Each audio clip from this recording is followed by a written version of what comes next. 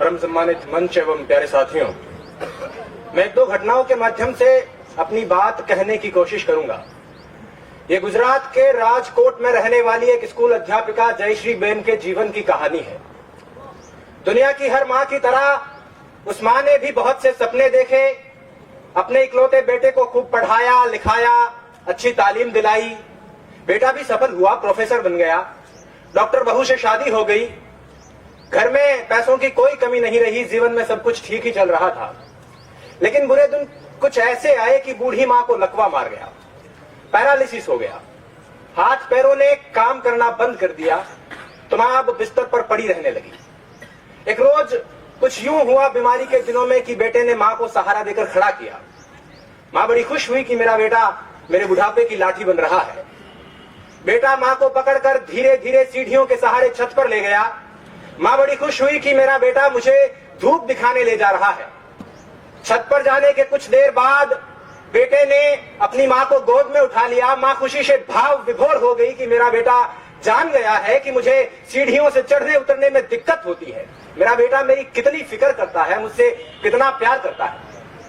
लेकिन उसके बाद उस बेटे ने जो किया, हाथ उठाकर दुआ कीजिए कि दुनिया का कोई भी इंसान वैसा ना करे। उस बेटे ने गोद में उठाकर अपनी मां को 4 मंजिला मकान की छत से नीचे फेंक दिया। बूढ़ी मां कुछ समझ पाती उससे पहले उसकी जिंदगी खत्म हो गई। 4थी मंजिल से नीचे गिरने में कितना वक्त लगता है? 3-4 सेकंड लगते होंगे। लोगों को लगा कि मां छत से गिर गई होगी, लेकिन पुलिस पड़ताल और सीसीटीवी फुटेज से 3 महीने बाद पता चला कि मां मरी नहीं थी, प्रोफेसर बेटे ने मारा था। और पुलिस पूछताछ में प्रोफेसर साहब ने कहा कि मैं मां की बीमारी से तंग आ गया था और इस आफत से पीछा छुड़ाना चाहता था। इल्म की तासीर जब गुरूर में बदली, बुनियाद रिश्तों की महज दस्तूर में बदली और बुजुर्गों को फकत आफत समझ बैठी औलाद आदम की बड़े बेनूर में बदली। 2 महीने की बीमारी से परेशान होकर प्रोफेसर साहब ने 9 महीने तक पेट में रखने वाली मां को मार डाला। ऐसा ही कुछ मुंबई की आशा साहनी के साथ हुआ। उनके बेटे ने खूब अच्छी तालीम हासिल की, अमेरिका गया, प्रोफेसर बना, लेकिन घर लौटकर नहीं आया। पीछे बूढ़ी मां इंतजार करते करते एक रोज बिस्तर पर सोते सोते ही मर गई और उसका जिस्म उसी बिस्तर पर पड़ा पड़ा कंकाल में बदलता रहा। बेटे ने 1.5 साल तक कोई खबर नहीं ली और बाद में जब घर लौटकर देखा तो उस बिस्तर पर उन दोनों के रिश्तों की तरह खोखला एक हड्डियों का ढांचा पड़ा था। ऐसा ही कुछ सूरत की चंपाबेन के साथ हुआ, ऐसा ही कुछ इलाहाबाद के कमलेंद्र श्रीवास्तव के साथ हुआ, ऐसा ही कुछ इसी शहर के ब्रह्मपुरी में रहने वाले एक बुजुर्ग के साथ हुआ। एक आध घटना हुई होती तो कहा जा सकता था कि उस मनुष्य की मनोवृत्ति में कुछ फर्क रहा होगा, कुछ विकार रहा होगा, लेकिन ऐसी घटनाएं बहुत सामान्य हो चली है। अखबारों में रोज यही खबर है और इन घटनाओं में एक दुखद समानता यह है कि ये उन घरों में घटित हो रही है जिनमें बच्चों ने बहुत अच्छी तालीम हासिल की है। मुझे आज बोलने के लिए जो विषय दिया गया था वो ये था कि तालीम तो है लेकिन तहजीब कहीं खो गई है। हालांकि पग पग पर इस बात की गवाही मिलती रहती है, लेकिन ये घटनाएं इस बात को पूरी तरह से सिद्ध कर देती है कि तालीम तो है लेकिन तहजीब कहीं खो गई है। शिक्षा तो है लेकिन संस्कार कहीं खो गए हैं, सभ्यता कहीं खो गई है। अब प्रश्न यह उठता है कि ऐसी घटनाएं हो क्यों रही है, तहजीब खो क्यों रही है? दरअसल हम जिस तरह से अपने बच्चों को पालते हैं और उन्हें सिर्फ तालीम देते हैं, उससे बच्चे प्रोफेसर, इंजीनियर या डॉक्टर तो बन जाते हैं लेकिन इंसान नहीं बन पाते। स्पष्ट कर दूं कि मैं शिक्षा नीतियों को कोसने के लिए खड़ा नहीं हुआ हूं। दुनिया के हर देश में शिक्षा नीतियां इसी तरह से काम करती हैं। अकादमिक शिक्षा का संस्कारों से सीधे तौर पर कोई लेना देना नहीं है।